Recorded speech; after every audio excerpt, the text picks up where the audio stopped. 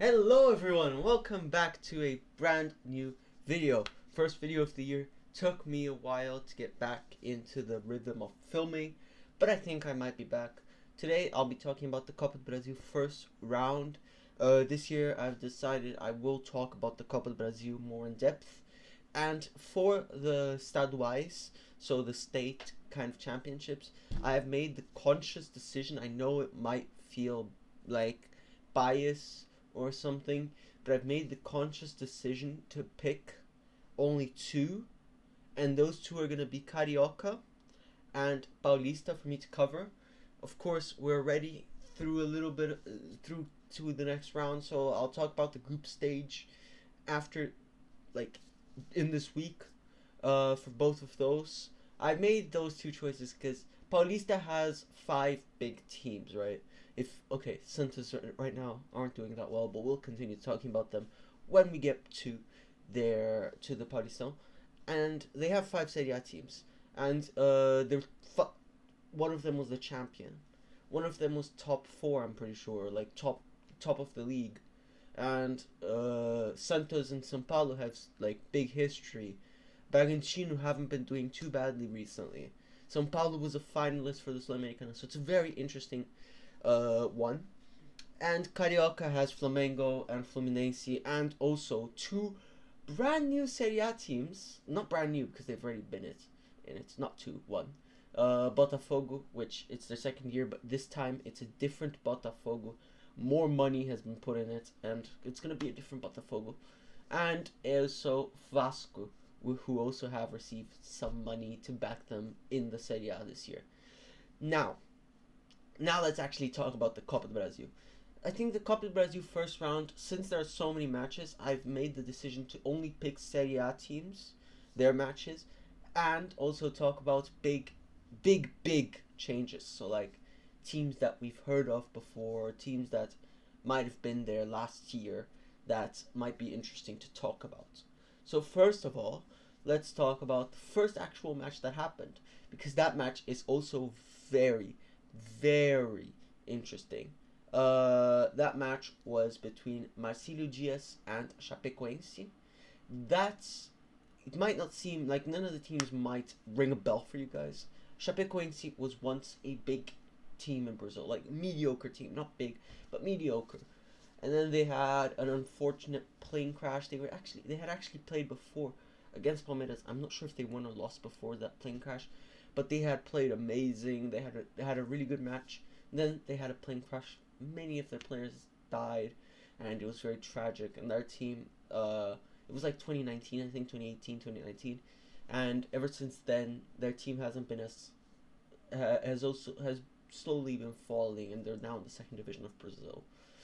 Um, but Marcelo just beat Chapecoense 1-0, and I think this is what really sparked me to make. When I saw the highlights of this game, it really sparked me to make this video about the Copa do Brasil, because I saw the players from Marcelo Dias, when they got the chance to, like, win this, and when they got the chance to score, you just really saw, like, how they saw this as an opportunity of once in a lifetime.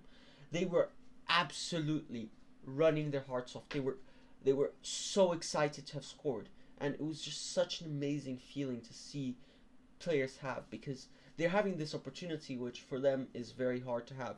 And for Marcelo Dias, it's a small team in Brazil. I personally had never heard of them before this, and it was just so cool to see them celebrate as much as they did, because this is a once in a lifetime opportunity. Their next match is gonna be against another team that once played in the Serie A, and if we even look, I'm gonna check right now who they're playing against. Okay, they have chance to continue because they're playing against a team called Maringa, which are not a big team. So it's such an opportunity, and if they beat Maringa, they could play against, like, they have a chance to play against Bahia. They have a chance to play Bragantino. They have a chance to play Palmeiras. Imagine the opportunity for these players, and especially for the players, it's an opportunity and a half, because these players are getting the chance to show themselves to scouts, to bigger scouts, and it's just amazing to see. That's why I decided to pick that match. And then we had São Raimundo and Cuiabá. Serie A team. São Raimundo actually beat Cuiabá 4-3, which also, that match, the emotions, it was an emotional roller coaster for both teams. 1-0 for São Raimundo, 2-0 for São Raimundo, 2-1, and then I'm pretty sure it went 3-1. Yeah, 3-3 actually. No, sorry. 2-2. It went to 2-2. Then 3-2. Then 4-2. And no, then 3-3. And then 4-3. And it's just crazy. Actually, it was 1-2, 1-1, 1-0, 2-0, 2-1, 3-0, and then it became 3-3, 3-1, 3-3 because Cuiabá scored 2 goals. And then in the 92nd minute, 4-3, and the game's over. And actually, this is something that's really cool. Copa do Brasil, the visiting team, which is the bigger ranked team in the ranking, gets to qualify. So it's even cooler that they were able to score the last minute to qualify. Like the last minutes. It's really cool. And then a match we also had was Santos Ceilândia, which was 1-0 for Santos. There was also a Juventude match, but Juventude is already in the second division, so we don't count them anymore. Vasco da Gama and Trem. Vasco da Gama won 4-0. Like, these matches are quite expected.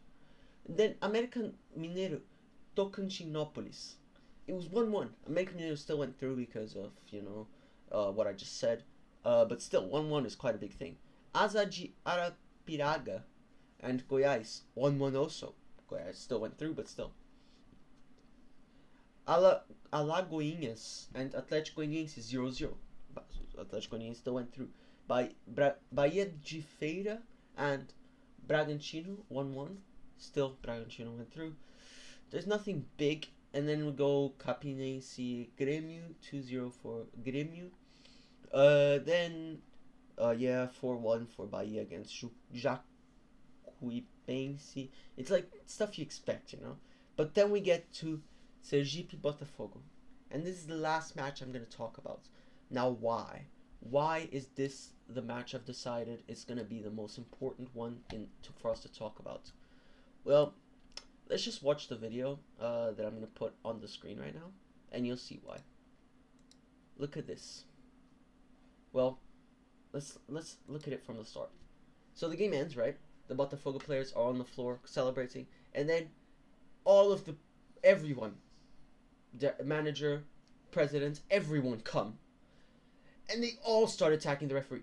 If you see this guy right here, the guy wearing number 10, really attacking the referees. He's the president, and he gets hit in the head by one of the linesmen, and he actually gets injured in the head. But now let me talk about why. I'm gonna pause this from here now. You see, police had to arrive, stop everything from happening. Now, why did this happen? You see, everybody's really angry. It's straight away after the game ends, right? So why did this happen? Why did this escalate to this amount? Now, let's talk about refereeing in Brazil. The match ended 1-1 where Botafogo went through in a goal in the last minute. Literally the last minute. If I look at the timing, it was 90 plus 10. Now that's the important part. It was 90 plus 10.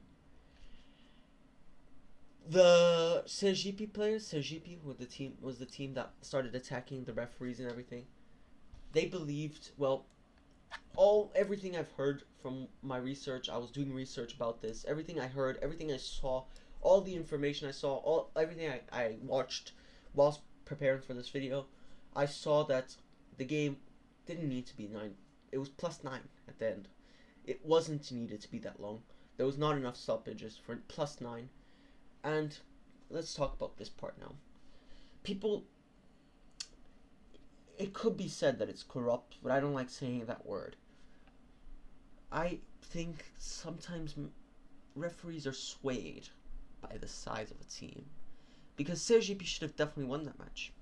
And fairly, they should have won that match. Because they scored a goal. and they were able to hold until the end. And then at the end of the game, plus 9 minutes. Okay, sure, plus 9 minutes. You can give that. But then one corner, they don't score out of that. Botafogo don't score out of that. Second corner, Botafogo don't score out of that. It's already gone past 9 minutes by now. The referee didn't actually have to give the second corner straight away.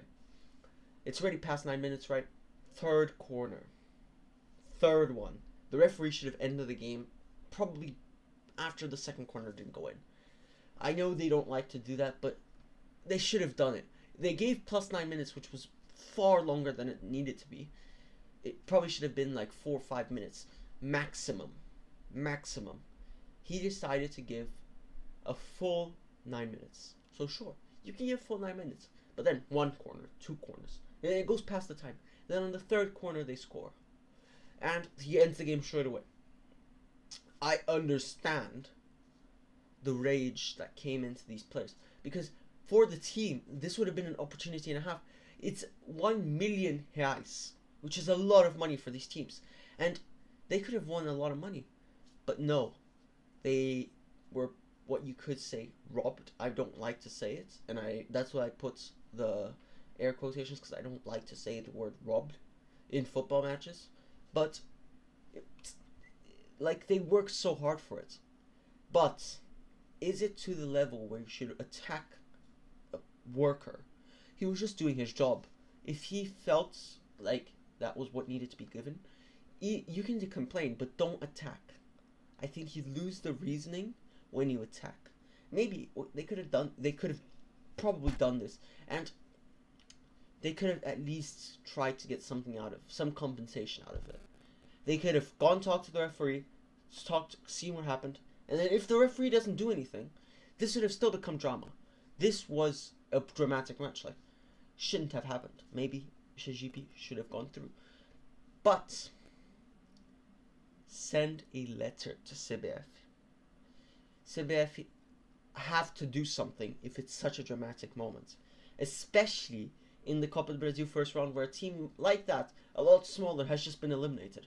Has lost a massive opportunity. And if we go back to the start of this video, I spoke about how players were how emotional the players were when they won the match. Imagine how emotional those players would have been. But they lost everything.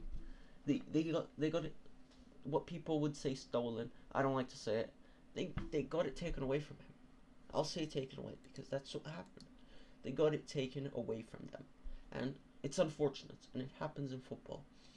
But I think we have to learn from this, and it's something that the referees have to learn from it, and especially CBF, because it's not the first time I'm talking about referees in this channel. And this channel is short. I don't even have like 50 videos, and I've already talked about referees about 3 times. But then also attacking is something I've also talked about like 3 times. So maybe we should just calm down. It's just football, but also maybe take the rules more seriously. Don't add extra time. Don't be biased. Just play the game. Just do the game fair. And of course, there might be Botafogo fans that see it as a great opportunity for them. They were given this chance to continue going through, but they have to understand that probably shouldn't have been given to them. And it's something that the football in Brazil, the modern football in Brazil, doesn't grow because of the referees having such a bias, slowly making so many mistakes. It's such a frequent thing to happen. Mistakes. It happens so much, and it should stop. The mistakes in refereeing in Brazil should please just. There's no reason. But yeah, I hope you guys have enjoyed. I'm sorry to end it in this note, but let me just tell you guys the next matchups for the Copa do Brasil, because they haven't been announced. That's something I was also waiting for. They would be announced, and timings and everything would be announced. Let me just get them up for you guys. Okay, here it is. First game is Brasil de Pelotas versus Ponte Preta. Next is Camboriú versus Bahia. And then we have more games, but I'm going to mention the ones with teams from the Serie A. Santos Iguatu on the Friday, 10th of March, 1 a.m. here. Thursday, pretty much wherever you're looking at from. If you're in Europe, it's 1 a.m., so it's going to be Friday. It's Thursday to Friday that time. Ituano Ceará. That's not a Serie A team. That's not two Serie A teams. That's two Serie B teams, but two Serie B teams together, which is very interesting. And you guys probably should watch that if you really like football. Curitiba Criciúma. Criciúma used to be quite a big team. And Criciúma last year, I think, eliminated Palmeiras, or 2 years ago. They eliminated Palmeiras out of the Copa do Brasil, so there's a lot to see from them. América Mineiro Santa Cruz, very interesting. There's of course Botafogo Brasiliense, which maybe could have been Sergipe Brasiliense, but okay. Aguia de Marabá, it's against Goiás. Ipiranga, against Bragantino. Atlético Goianiense against Volta Redonda. Grêmio against Ferroviário. And then Vasco versus ABC. That's pretty much it, and I hope you guys have enjoyed, and I'll stay in tune. Good.